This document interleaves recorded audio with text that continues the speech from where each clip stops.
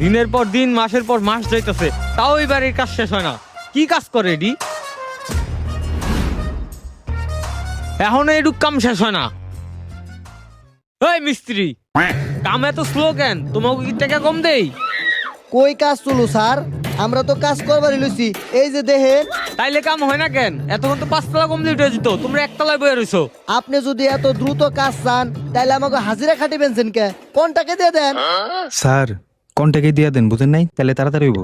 আচ্ছা ঠিক আছে, অনেক তো হাজিরাই দেখছি, এখন কোনটাকে করো, দেখি কি করো। আচ্ছা ঠিক আছে, যান।